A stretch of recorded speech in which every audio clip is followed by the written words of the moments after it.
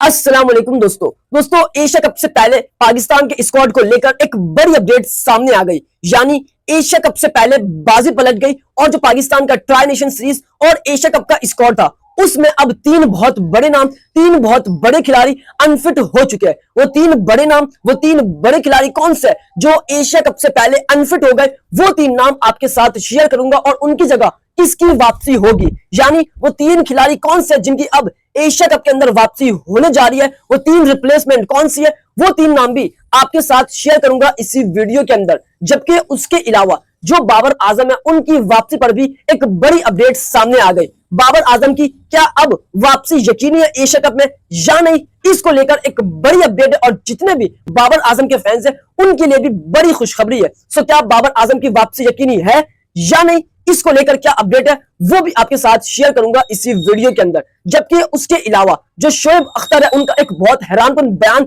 सामने आ गया पाकिस्तान टीम को लेकर और वो बयान इस वक्त सोशल मीडिया पर काफी वायरल हो रहा है। शोएब अख्तर ने पाकिस्तान टीम को लेकर क्या कहा, कौन सा हैरानकुन बयान सामने आया, प्रूफ के साथ वो बयान भी आपके साथ शेयर करूंगा इसी वीडियो के अंदर। मगर उससे पहले आप तमाम फैंस से रिक्वेस्ट है कि आप तमाम फैंस इस वीडियो को एंड तक देखना ताकि ये सब आपको मालूम पड़ सके, इसलिए वीडियो को एंड तक देखना। लेकिन उससे पहले मेरी आप तमाम फैंस से छोटी सी रिक्वेस्ट है कि आप तमाम फैंस इस वीडियो को अभी लाइक करें और अभी सब्सक्राइब करें और बेल आइकन पर लाजमी प्रेस करें। दोस्तों सबसे पहले मेरा आपके लिए छोटा सा और सिंपल सवाल है। वो सवाल ये कि आपके ख्याल में पाकिस्तान ट्राई नेशन सीरीज के अंदर अफगानिस्तान को हराने में कामयाब होगी या नहीं, इस बारे में आपने कमेंट बॉक्स में लाजमी शेयर करना है कि ट्राई नेशन सीरीज में अफगानिस्तान जीतेगी या फिर पाकिस्तान। अब बात करते हैं सबसे पहले कि आप सबको मालूम है कि जो पाकिस्तान का एशिया कप और ट्राई नेशन सीरीज का स्क्वाड अनाउंस हुआ है, उस स्क्वाड में अब तीन बहुत बड़े नाम, तीन बहुत बड़े खिलाड़ी अनफिट हो चुके हैं। आप सबको मालूम है कि इस वक्त पाकिस्तान दुबई में और दुबई में पाकिस्तान की ट्रेनिंग हो रही है और उस ट्रेनिंग के दौरान तीन ऐसे नाम, तीन ऐसे खिलाड़ी जो अनफिट का शिकार हो चुके हैं और अब वो लगभग ट्राई नेशन सीरीज से तो आउट हो चुके हैं। वो तीन खिलाड़ी कौन से और उनकी जगह किसकी वापसी होने जा रही है, पहले वो आपके साथ शेयर करता हूं। सबसे पहले दोस्तों आपको याद होगा मैंने आपको कुछ दिन पहले बताया था कि जो हारिस रऊफ है वो मेजर लीग के अंदर इंजरी का शिकार हो गए थे। उसके बाद उनको टी20 सीरीज में शामिल नहीं किया, फिर वेस्टइंडीज के खिलाफ उनको शामिल किया तो हारिस रऊफ वहां पर उस तरह का परफॉर्म नहीं कर रहे थे, उस तरह की स्पीड से बॉलिंग नहीं करवा रहे थे क्योंकि उनको तकलीफ उस वक्त भी हो रही थी। यानी हारिस रऊफ जब भी इंजरी का शिकार होते हैं तब वो अपने आप को प्रॉपर फिट नहीं करते, वो फौरी तौर पर क्रिकेट में वापस आ जाते हैं और इसी तरह मेजर लीग में अनफिट हुए, उन्होंने प्रॉपर रिहैब नहीं करवाया और वो वापस से पाकिस्तान टीम को ज्वाइन कर लेते हैं और फिर से उनकी इंजरी सामने आती है। यानी हारिस रऊफ ट्रेनिंग के दौरान फिर से तकलीफ में नजर आए और अब उनका मुकम्मल रिहैब हो रहा है। यानी एक हारिस रऊफ जो ट्राई नेशन सीरीज का पहला मैच तो नहीं खेलेंगे, अनफिट हो चुके हैं और अभी उनका मुकम्मल रिहैब हो रहा है, वो मुकम्मल अपने आप को फिट करेंगे। तो एक हारिस रऊफ बड़ा नाम था जो कि अफगानिस्तान के खिलाफ भारी पड़ सकता था क्योंकि अफगानिस्तान तेज बॉल खेलना नहीं जानता। सो हारिस रऊफ की सबसे तेज बॉल आती है 140 प्लस की। सो हारिस रऊफ पाकिस्तान के एक बड़ा झटका है जो कि ट्राई नेशन सीरीज में हमें देखने को मिल सकता है और अगर हारिस रऊफ की इसी तरह फिटनेस रही, इसी तरह की उनकी इंजरी रही तो फिर वो आपको एशिया कप के स्क्वाड में भी मुश्किल ही नामुमकिन नजर आए। सो एक नाम हारिस रऊफ जो अनफिट हो चुके हैं। उसके बाद जो दूसरा नाम है, ये नाम तो आप काफी टाइम से सुन रहे हैं और ये नाम है फखर जमान। याद होगा फखर जमान की ये तीसरी इंजरी है, पहले चैंपियंस ट्रॉफी में, उसके बाद बांग्लादेश सीरीज में, फिर अब ये आपके सामने ट्राई नेशन सीरीज में। यानी जो फखर जमान है तीन बार वो अनफिट हुए और तीनों बार उन्होंने फील्डिंग के दौरान डाइव लगाए और वो डाइव से इंजरी का शिकार हुए। यानी ट्रेनिंग के दौरान भी वो उस तरह से ट्रेनिंग नहीं कर रहे थे जिस तरह से एक मुकम्मल फिट प्लेयर करता है।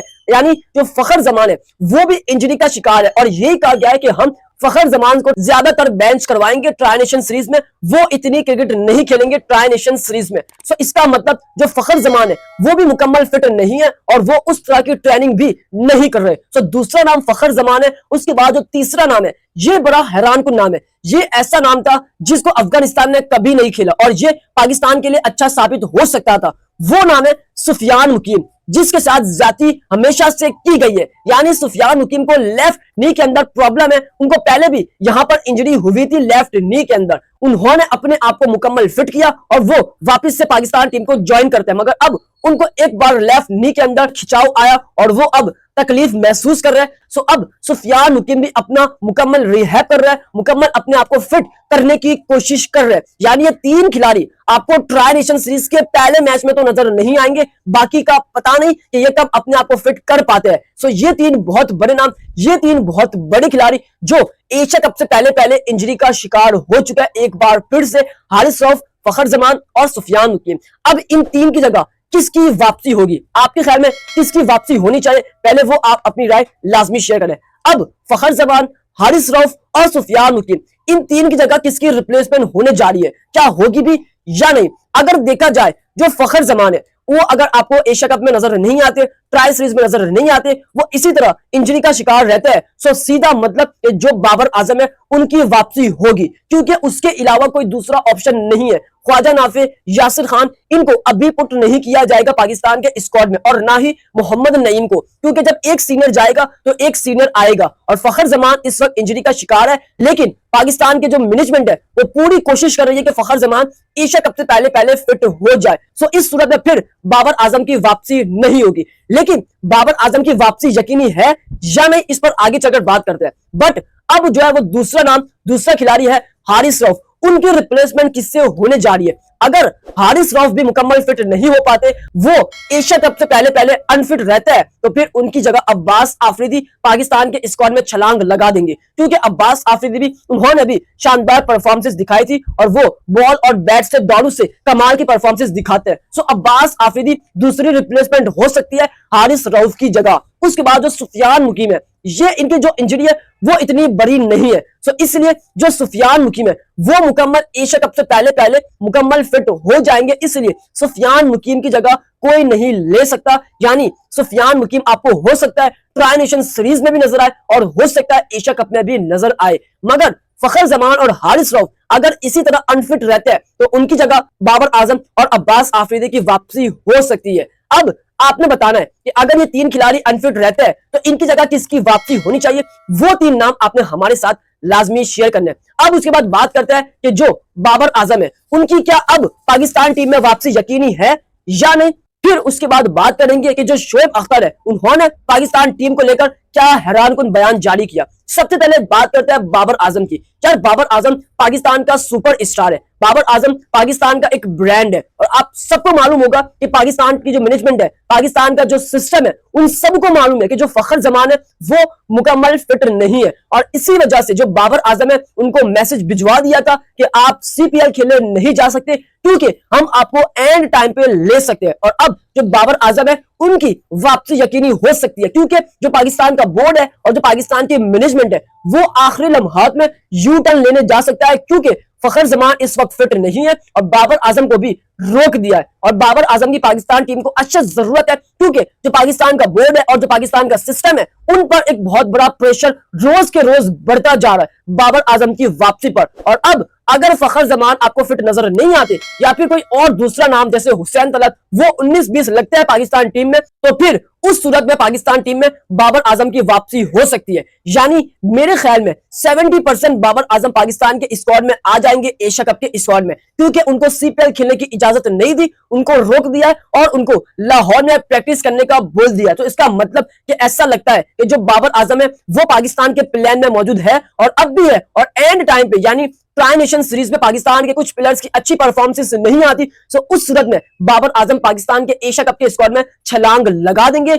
ये है बाबर आजम की वापसी पर बड़ी अपडेट। यानी बाबर आजम अभी पाकिस्तान के प्लान से आउट नहीं हुए, वो अभी भी पाकिस्तान के प्लान में है, और अगर ट्रायल सीरीज में अच्छी परफॉर्मेंस नहीं आती या फखर जमान, हुसैन तलस 19-20 लगता है, सो उस सूरत में बाबर आजम आपको डायरेक्ट एशिया कप के स्क्वाड में नजर आएंगे। सो आपके ख्याल में बाबर आजम की वापसी होनी चाहिए या नहीं, इस बारे में लाजमी राय है। अब बात करते हैं जो शोएब अख्तर है, उन्होंने पाकिस्तान टीम को लेकर एक हैरानकुन बयान जारी किया। वो बयान सोशल मीडिया पर काफी वायरल हो रहा है। शोएब अख्तर ने क्या कहा पाकिस्तान टीम को लेकर? शोएब अख्तर ने यह कहा कि ये पाकिस्तान टीम अफगानिस्तान से ट्राई नेशन सीरीज नहीं जीत सकती। अफगानिस्तान पाकिस्तान टीम को 130 रन भी नहीं करने देगी। सो फिर जो एशिया कप का स्क्वाड है उसमें पाकिस्तान 2 से 3 तब्दीलियां करेगी। ये लिख लो मेरी बात। ये है सोशल मीडिया पर शोएब अख्तर का वायरल बयान। यानी शोएब अख्तर का कहना यह है कि एशिया कप के स्क्वाड में पाकिस्तान 2 से 3 तब्दीलियां करेगा। मेरी बात लिख लो, क्योंकि ट्रायल सीरीज में पाकिस्तान टीम का बुरा हाल होने जा रहा है। अफगानिस्तान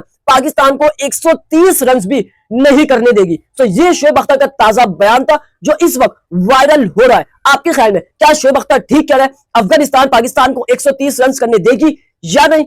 इस बारे में आपने लाजमी राय देनी है। जाते जाते सब्सक्राइब करें, इस वीडियो को लाइक करें, प्यारे से कमेंट करें। उम्मीद करता हूं कि आपको मेरा आज का व्लॉग काफी पसंद आया होगा।